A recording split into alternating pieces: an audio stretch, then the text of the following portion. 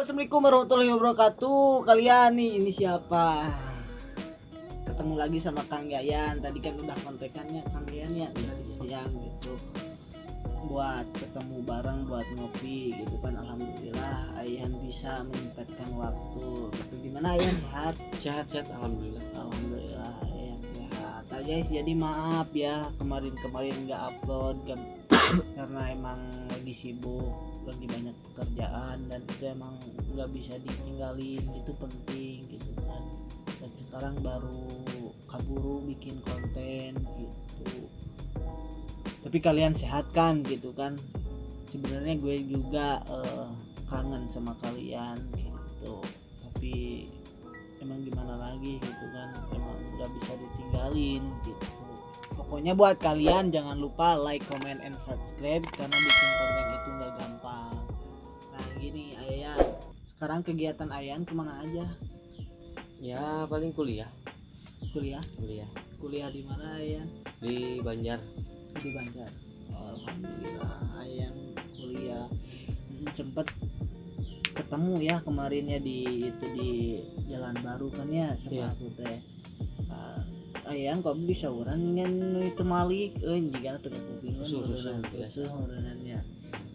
seperti ayah jadi kira Ayan abi teh aya urusan gitu nya, jadi aya problem lah gitu nya, aya problem.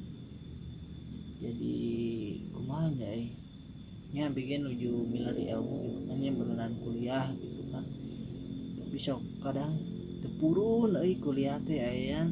Ayan kan non kuliah di dinya di Banjarnya. Dari abi mah kan tebi kuliah di Tasik. Tah sok kadang tepurun di jalan teh, dan aya motivasi gitu ke abi nyari ilmu anu penting teh gitu kan. Motivasi lah kangge abi gitu supaya abi semangat nyari ilmu. Memang kan yang namanya di dalam kehidupan itu merupakan salah satu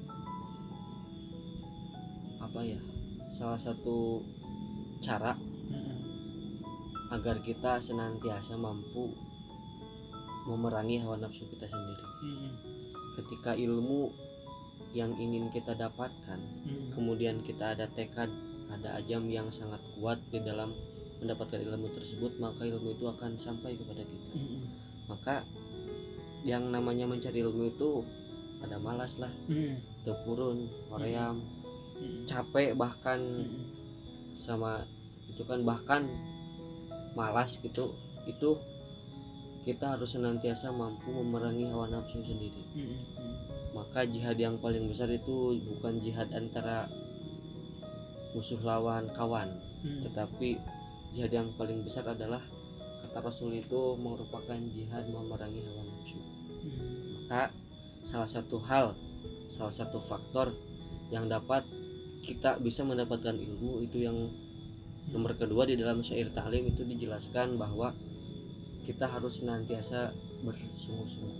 Maka syairannya berbunyi seperti ini: alalan tanalul ilma illa bisittatin sa'unbika an majmu'iha bi bayanin dakain wa hirsin wa istibarin wa bulghatin wa irsyadi ustadi wa tuliz zamani. Anjeun moal menang ilmu angin ku genep perkara, kabeh bakal diterangkeun pertelah hiji-hijina.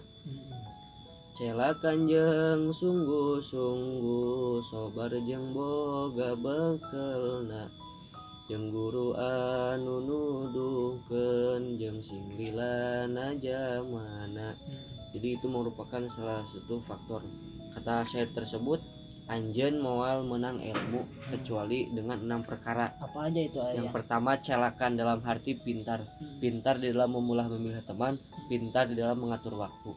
Yang kedua itu harus senantiasa bersungguh-sungguh. Sabab di dalam mahfudot dijelaskan, ijhad wala taksal wala takugopilan, buat kalian semua di dalam rangka mencari ilmu, menggapai ilmu dari Allah Subhanahu wa taala, maka kita harus senantiasa bersungguh-sungguh. Larangannya itu jangan bermalas-malasan. Maka orang yang bermalas-malasan itu akan senantiasa mendapatkan an-nadamah, mendapatkan penyesalan.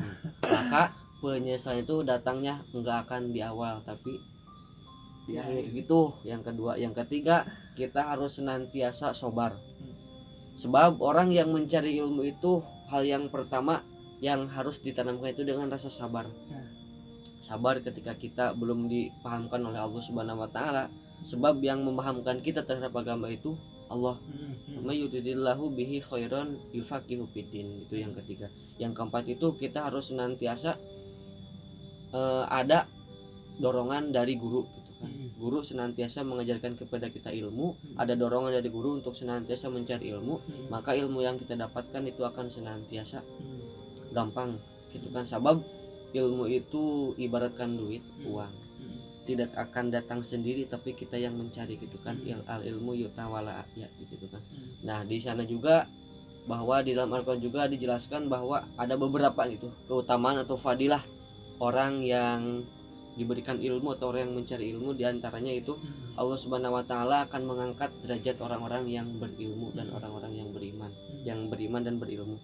Itu Allah Subhanahu wa taala dijelaskan di dalam Quran surat Al-Mujadilah ayat 11, bisa dibuka di Al-Quran, boleh gitu kan. Buka ya guys. Yaitu Al-Quran tentang orang fadilah keutamaan orang yang diberikan ilmu oleh Allah gitu.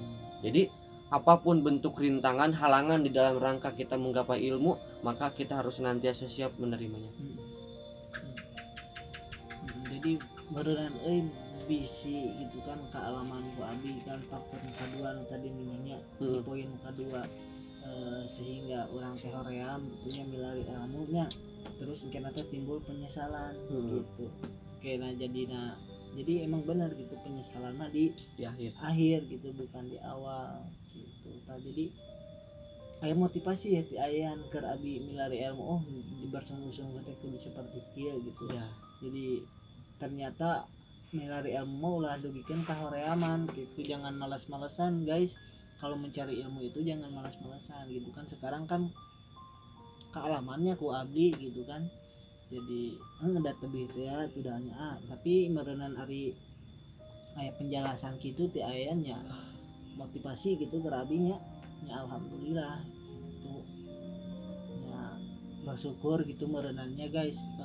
Abdi merenan dipertemukan sareng ayayan gitu nanti kamari di Tamkot gitu kan, sampaikan ke ayeuna biasa berkomunikasi deui, biasa pang deui gitu kan, bertemu deui.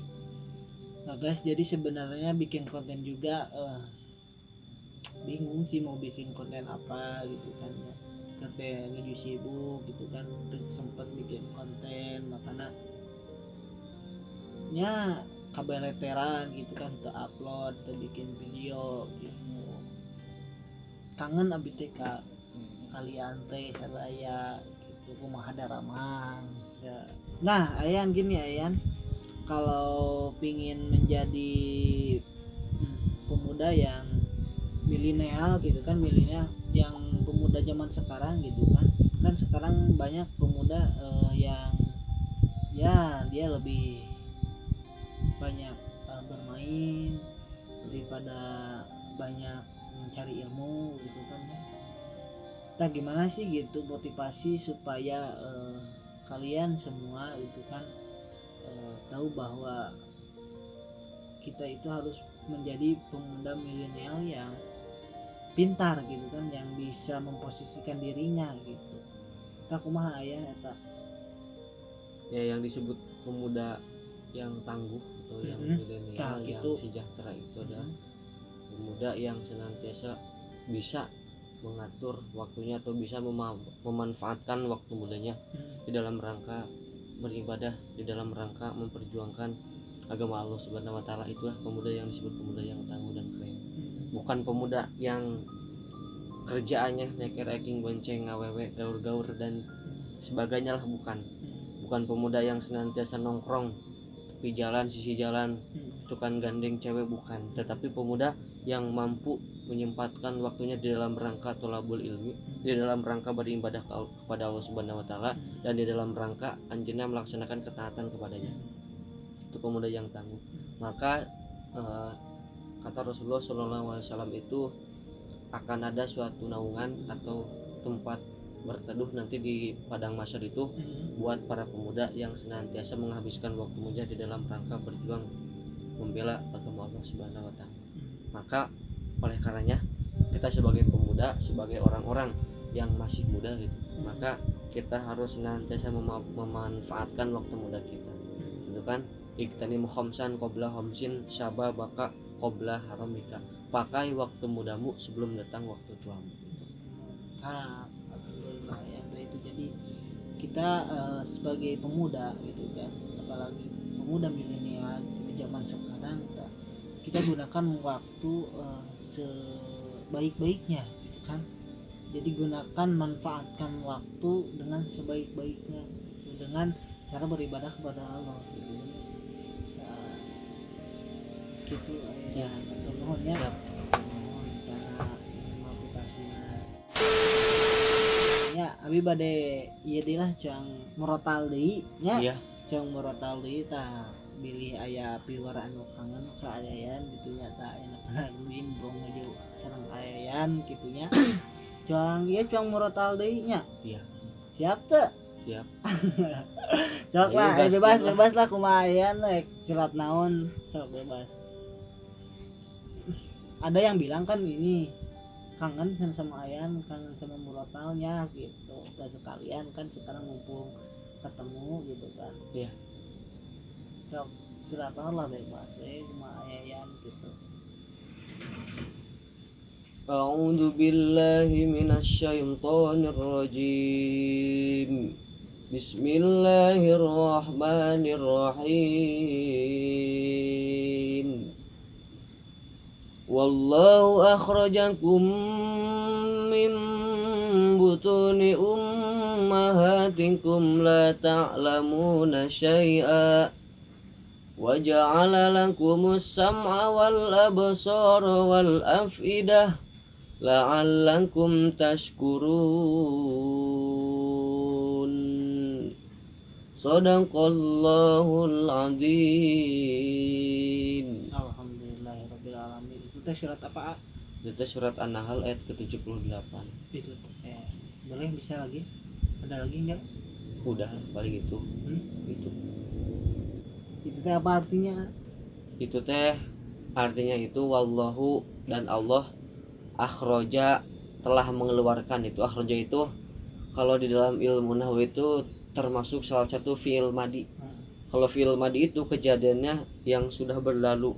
Akhroja parantos ngaluarkeun Allah kum kepada kalian manusia. Dari mana Allah mengeluarkan kalian? Mimbutuni ummahatikum, dari perut ibu kita masing-masing. La ta'lamuna syai'a, tidak mengetahui sesuatu apapun itu kan. Kusabab urang teh dilungsurkeun ka alam dunia di piwarang ibadah ku Allah gitu kan, dina surat 5 hiji ayat 5 genep wa ma khalaqtul jinna wal insa illa liya'budun. Nah, di situ juga Allah Subhanahu wa taala itu memberikan salah satu fasilitas ataupun modal kepada kita. Salah satunya wa ja'ala lakumus sam'a, dan Allah menjadikan pendengaran telinga, wal absara dan mata gitu kan, penglihatan, wal afidah dan hati. Tujuannya la'allakum tashkurun, supaya kita menjadi hamba Allah yang senantiasa bersyukur. Apa definisi syukur? Definisi syukur yaitu tasarrufun ni'amillah ala sabil mardatillah. Nasarupkeun ngagunakeun sadaya potensi, sadaya anugerah nu ku Allah dipasikeun ka urang di dalam rangka ala sabil mardatillah, netepan kana jalan anu dipikarido ku Allah Subhanahu wa taala. Ketika semua modal yang Allah berikan kepada kita, diantaranya telinga, mata, dan hati, digunakan oleh kita di dalam rangka beribadah, di dalam rangka kita menyembah kepadanya, maka Allah bakal ridho terhadap kita. Apabila sebaliknya, ketika kita tidak menggunakannya di dalam rangka beribadah, di dalam rangka ketaatan, maka Allah tidak akan ridho sama sekali kepada kita. Oleh karena itu, marilah kita semua menggunakan semua aspek, semua fasilitas yang Allah berikan kepada kita di dalam rangka mengabdi kepadanya. Jangan sampai modal kita tidak dipakai di dalam rangka beribadah dan di dalam rangka ketaatan kepadanya. Itu arti makna dari ayat tersebut. Mantap. Jadi buat kalian jangan lupa bersyukur itu, walaupun kita susah, walaupun kita di bawah gitu kan, kita jangan sampai lupa bersyukur gitu kan gini Ayan ya. Jadi walaupun kita di atas juga gitu kan ya, lagi sukses gitu kan, jangan lupa bersyukur ya, jangan lupa bersyukur walaupun ya gitu kita lagi di bawah, jangan lupa bersyukur. Jadi intinya hidup itu jangan lupa bersyukur. Itu Ayan. Terima kasih Ayan bisa menyempatkan waktunya. Mudah-mudahan Ayan gitu kan disehatkan selalu. Amin.